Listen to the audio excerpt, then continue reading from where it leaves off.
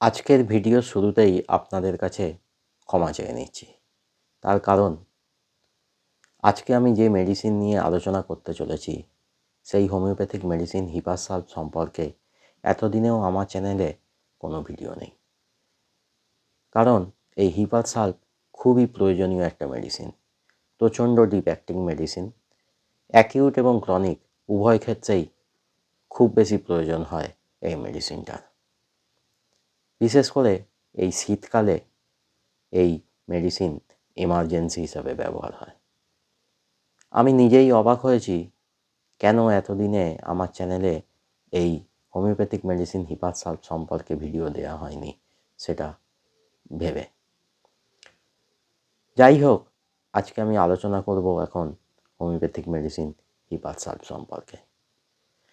আশা করব ভিডিওটা সম্পূর্ণ দেখবেন, কারণ হিপাসাল্ভ যে কতটা প্রয়োজনীয় সেটা আলোচনাটা শুনলেই আপনারা বুঝতে পারবেন। নমস্কার, আমি ডাক্তার বিপ্লব কুণ্ডু আপনাদেরকে আরও একবার স্বাগত জানাচ্ছি আমার চ্যানেল দৈনন্দিন জীবনে হোমিওপ্যাথিক আর একটা সম্পূর্ণ নতুন ভিডিওতে। হিপাসাল্ভ যেহেতু একটা পলিক্রেস্ট মেডিসিন, অর্থাৎ শরীর ও মনের বিভিন্ন সমস্যায় ব্যবহার হয়ে থাকে, তাই অন্যান্য পলিক্রেস্ট মেডিসিনের মতো হিপাসাল্ভের ক্ষেত্রেও প্রথমেই বলে নেব এর ক্যারেক্টারিস্টিক সিমটমস বা চারিত্রিক লক্ষণগুলো সম্পর্কে। প্রথম এবং প্রধান ক্যারেক্টারিস্টিক সিমটম, হিপাসাল্ভ রোগীদের শরীরে শীতবোধ প্রচণ্ড বেশি, একটুও ঠান্ডা সহ্য করতে পারে না। এই শীতকালে ঠান্ডা হাওয়াতে এক ফোঁটাও বেরোতে চায় না। ঘরের মধ্যে দরজা জানলা বন্ধ করে গরম জামা কাপড় পরে বসে থাকে, হাত পায়ের তালু হয় ঠান্ডা। পরের ক্যারেক্টারিস্টিক, শরীরের সমস্ত কষ্টগুলো শীতকালে বৃদ্ধি পায়। শীতের শুরু থেকে শীতের শেষ কষ্টগুলো বৃদ্ধি পায়। ঠান্ডা হাওয়ায় কষ্ট বাড়ে, আর একটু গরম সেঁক দিলে, গরম জামা কাপড় পরে গরম ঘরের মধ্যে থাকলে কষ্টগুলো আরাম হয়। তাহলেই বুঝতে পারছেন এই শীতকালে যখন প্রচণ্ড ঠান্ডা পড়ে কেন এই হিপাসাল্ভ এত প্রয়োজনীয়। পরের ক্যারেক্টারিস্টিক সিমটম, হিপাসাল্ভ রোগীরা খিদে থাকে খুব বেশি, খিদে পেলে খিদে একটুও সহ্য করতে পারে না। পরের ক্যারেক্টারিস্টিক সিমটম, হিপাসাল্ভ রোগীদের শরীরে ঘাম দেয় খুব বেশি এবং গোটা শরীর জুড়ে, ঘামে থাকে প্রচণ্ড দুর্গন্ধ। পরের ক্যারেক্টারিস্টিক, হিপাসাল্ভ রোগীদের গরম খাবার খেতে পছন্দ, মিষ্টি খেতে পছন্দ করে এবং ঝাল খেতে পছন্দ করে। পরের ক্যারেক্টারিস্টিক সিমটম, হিপাসাল্ভ রোগীরা সব কাজকর্ম করে প্রচণ্ড চটপট করে, কথাবার্তা বলার সময় হড়বড় করে বলে।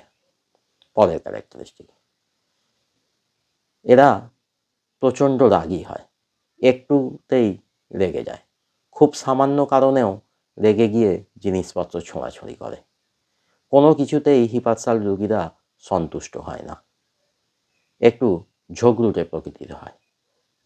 পরের ক্যারেক্টারিস্টিক, হিপাসাল্ভ রোগীদের সহজেই ঠান্ডা লাগার ধার থাকে, ঠান্ডা লেগে সর্দি কাশি হাঁচি এবং সবশেষে বুকে সর্দি বসে যায়।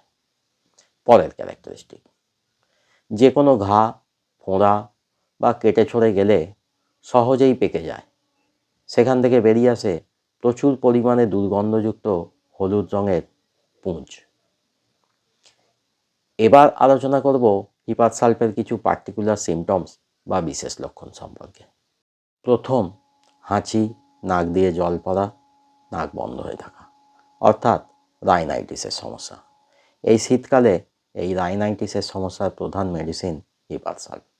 যত বেশি ঠান্ডা পড়বে তত বেশি হিপাসাল্ভ কার্যকরী হবে। খোলা হাওয়ায় থাকলে ঠান্ডার মধ্যে এই কষ্ট বৃদ্ধি পাবে, আর বদ্ধ ঘরের মধ্যে থাকলে, গরম জামা কাপড় পরে থাকলে, গরম পানীয় খেলে হাঁচি, নাক দিয়ে জল পড়া কম থাকে, নাক বন্ধটা একটু খুলে যায়। এর সঙ্গে আর অন্য কোনো লক্ষণ থাকুক আর নাই থাকুক, অ্যাকিউট ক্ষেত্রে খেতে হবে হিপাসাল্ভ 34 ডোজ, 3 থেকে 4 ঘন্টা ছাড়া 1 ফোঁটা করে। আর কেউ যদি এরকম রাইনাইটিসের সমস্যায় বারবার ভুগতে থাকে। তার সঙ্গে যদি শরীরে শীতবোধ খুব বেশি হয়, গোটা শরীর জুড়ে দুর্গন্ধযুক্ত ঘাম দেয়, রুগী যদি প্রচণ্ড রাগী প্রকৃতির হয়, খুব চটপট করে কাজকর্ম করার অভ্যাস হয়, তাহলে খেতে হবে হিপারসাল্ট 200 বা 30 4টে ডোজ, দিনে 2বার করে 2 দিন 1 ফোঁটা করে, 2 সপ্তাহ ছাড়া রিপিট করতে হতে পারে। এরপর কাশি ও শ্বাসকষ্ট। শীতের শুরু থেকে শীতের শেষ পর্যন্ত যে কোনো সময় কাশি ও শ্বাসকষ্টর সমস্যায় কেউ ভুগলে হিপারসাল্ফের কথা ভাবতে হবে। কাশির সাথে হলুদ রঙের কফ উঠে আসে। কাশি ও শ্বাসকষ্টের সঙ্গে বুকে থাকে ঘর ঘর এবং সাঁই সাঁই 2 ধরনের শব্দই। কাশি ও শ্বাসকষ্ট প্রথম রাত্রে এবং ভোর রাত্রে বৃদ্ধি পায়। শ্বাসকষ্ট একটু হেলান দিয়ে বসলে কম থাকে। ঠান্ডার মধ্যে কষ্ট বৃদ্ধি পায়, আর গরম ঘরের মধ্যে থাকলে, গরম জামা কাপড় মাথা থেকে পা পর্যন্ত মুড়ে রাখলে, গরম পানীয় খেলে কাশি ও শ্বাসকষ্ট একটু কম থাকে। অ্যাকিউট ক্ষেত্রে খেতে হবে হিপারসাল্ফ 30 4টে ডোজ, 3 থেকে 6 ঘন্টা ছাড়া 1 ফোঁটা করে।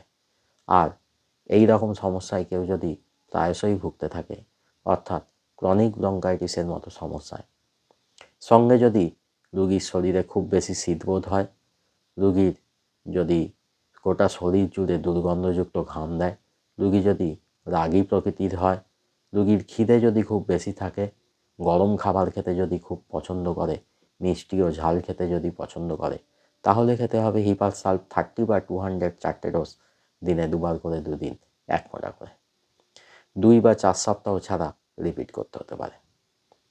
এরপর জ্বর। এই শীতকালে জ্বরের প্রধান মেডিসিন হিপারসাল্ফ। শরীরে থাকে রুগীর প্রচণ্ড শীতবোধ, খুব বেশি কাঁপুনি দেয়, খোলা হাওয়ায় ঠান্ডায় জ্বর বৃদ্ধি পায়, আর বদ্ধ ঘরে থাকলে, গরম জামা কাপড় পরে থাকলে, গরম পানীয় খেলে জ্বর একটু কম থাকে। গোটা শরীর জুড়ে ঘাম দিলেও জ্বর কমে না। এর সঙ্গে থাকতে পারে হাঁচি, কাশি, নাক দিয়ে জল পড়া, নাক বন্ধ হয়ে থাকা, শ্বাসকষ্ট, আবার নাও থাকতে পারে। এক্ষেত্রে খেতে হবে হিপারসাল্ফ 30 4টে ডোজ, 3 ঘন্টা ছাড়া 1 ফোঁটা করে। উপকার পাবেনই, সেই নিয়ে আমি একটু পরেই আলোচনা করব। এবার স্কিনের সমস্যা। স্কিনের বিভিন্ন ধরনের সমস্যার একটা প্রধান ওষুধ এই হিপারসাল্ফ। তার মধ্যে প্রথম ফোঁড়া। ফোঁড়ার প্রধান ওষুধ হিপারসাল্ফ। ফোঁড়ায় থাকে প্রচণ্ড যন্ত্রণা, একটু টাচ করা পর্যন্ত যায় না। ফোঁড়ার মধ্যে অনেক পুঁজ জমে থাকে, একটু গরম সেঁক দিলে হলুদ রঙের দুর্গন্ধযুক্ত অনেকটা পরিমাণে পুঁজ বেরোলে একটু আরাম পাওয়া যায়। এক্ষেত্রে খেতে হবে হিপারসাল্ফ 30 4টে ডোজ, 6 ঘন্টা ছাড়া 1 ফোঁটা করে। এরপর এই শীতকালে অ্যালার্জি বা যে কোনো কারণে র্যাশ বেরিয়ে চুলকানি হলে, যদি গরম সেঁক দিলে, গরম ঘরের মধ্যে থাকলে, গরম জামা কাপড় পরে থাকলে চুলকানো একটু কম থাকে, সঙ্গে শরীরে যদি শীতবোধ খুব বেশি হয় রুগী যদি রাগী প্রকৃতির হয়, রুগীর গোটা শরীরে দুর্গন্ধযুক্ত ঘাম দেয়, রুগীর খিদে যদি খুব বেশি থাকে, খিদে পেলে যদি খিদে সহ্য করতে না পারে, রুগী যদি গরম খাবার, মিষ্টি ও ঝাল খেতে পছন্দ করে, তাহলে খেতে হবে হিপারসাল্ফ 200 2টো ডোজ, দিনে 1বার করে 2 দিন 1 ফোঁটা করে, 4 সপ্তাহ ছাড়া রিপিট করতে হতে পারে। এছাড়া যে কোনো ধরনের ঘা এবং সেখান থেকে যদি প্রচুর পরিমাণে হলুদ রঙের দুর্গন্ধযুক্ত পুঁজ বেরিয়ে আসে, সঙ্গে যদি হিপারসাল্ফের যে কোনো 3টে ক্যারেক্টারিস্টিক রুগীর মধ্যে থাকে, তাহলে খেতে হবে হিপারসাল্ফ 200 2টো ডোজ, দিনে 1বার করে 2 দিন 1 ফোঁটা করে, 2 বা 4 সপ্তাহ ছাড়া এক্ষেত্রেও রিপিট করতে হতে পারে। এছাড়া শরীরের যে কোনো সমস্যায়, যে কোনো মানসিক সমস্যায় যদি রুগীর মধ্যে হিপারসাল্ফের কমপক্ষে 3টে ক্যারেক্টারিস্টিক সিমটমস পাওয়া যায়, তাহলেই হিপারসাল্ফ প্রচণ্ড উপযোগী মেডিসিন হিসাবে কাজ করে। আমার খুব রিসেন্ট একটা কেস বলে আজকের ভিডিও আমি শেষ করব। গত পরশু একটা 6 বছরের বাচ্চার পেরেন্টস আমার সাথে যোগাযোগ করে কলকাতা থেকে। বাচ্চাটিকে নিয়ে আসতে পারবে না, অনলাইনে আমাকে বাচ্চাটিকে দেখায়। বাচ্চাটি 5-6 দিন ধরে জ্বরে ভুগছে, 102-3 ডিগ্রি পর্যন্ত জ্বর উঠছে, প্যারাসিটামল দিনে 4-5 বার দিতে হচ্ছে। তার সঙ্গে তার নাক সম্পূর্ণ বন্ধ, কপাল এই সব জায়গাগুলো তার ব্যথা, এবং মাঝে মাঝে নাক থেকে হলুদ রঙের ঘন সর্দি বেরিয়ে আসছে এবং তাতে প্রচণ্ড দুর্গন্ধ। আমি কেস টেকিং করলাম, জানতে পারলাম সে হোমিওপ্যাথি চিকিৎসা করেছে, বেলেডোনা 6 এবং বাপি কাপ খেয়েছে, যদিও বাচ্চাটির একটুও কাশি নেই। যাই হোক, কেস টেকিং করে জানতে পারলাম বাচ্চাটার শরীরে এখন শীতবোধ প্রচণ্ড বেশি, কারণ সে আগে প্রতিদিন খেলতে বেরোতো বা বারান্দায় যেত, কিন্তু যবে থেকে সে এই কষ্টে ভুগছে সে একটুও বেরোতে চাইছে না। সারাক্ষণ জামা কাপড় পরে গরম চাদর গায়ে দিয়ে, জ্যাকেট গায়ে দিয়ে বসে থাকছে। মাথায় যে একটুও টুপি রাখতে পারতো না, সে মানকি ক্যাপ পরে থাকছে। সারাক্ষণ বলছে যে জানলা দরজা বন্ধ করে রাখো।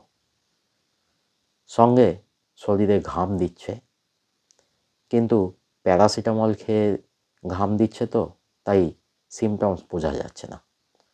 যাই হোক, তার সঙ্গে তার গলা ব্যথা রয়েছে, জল তেষ্টা মোটামুটি ছিল, কিন্তু হাত পায়ের তালু তার ঠান্ডা।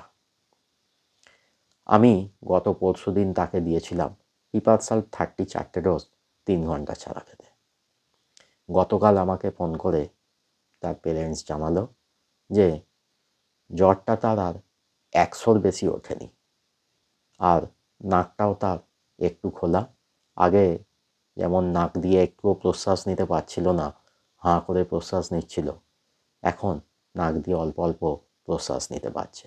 নাক থেকে প্রচুর পরিমাণে হলুদ সর্দি বেরিয়ে আসছে। আজকে আবার ফোন করেছিল, ফোনে জানালো তার আর জ্বরটা আসেনি এবং সে অনেকটাই বেটার ফিল করছে, অনেক চনমনে হয়েছে বাচ্চাটি।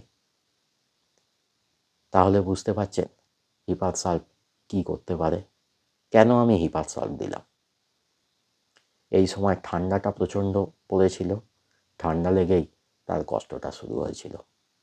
তার সঙ্গে শরীরে শীতবোধটা খুব বেশি ছিল, আর সে গরম জায়গা চাইছিল, গরম জামা কাপড় পরে থাকতে চাইছিল। তাই আমি হিপারসাল্ফ প্রেসক্রিপশন করেছিলাম খুব সহজভাবে হোমিওপ্যাথিতে। দেখুন রেজাল্ট। যাই হোক, আজকের ভিডিও আমি এখানেই শেষ করছি। যদি ভিডিওটা ভালো লাগে তাহলে অবশ্যই একটা লাইক করবেন, পরিচিতদের সাথে ভিডিওটা শেয়ার করবেন, আর এই ভিডিও সম্পর্কে যদি কোনো প্রশ্ন থাকে কমেন্টে জানাবেন, আমি অবশ্যই উত্তর দেবো।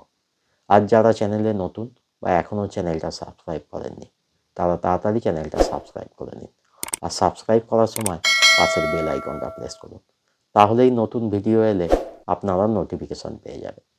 সঙ্গে থাকবেন, ভালো থাকবেন, হোমিওপ্যাথির মাধ্যমে সুস্থ থাকবেন। আবার দেখা হবে আর একটা নতুন ভিডিও নিয়ে।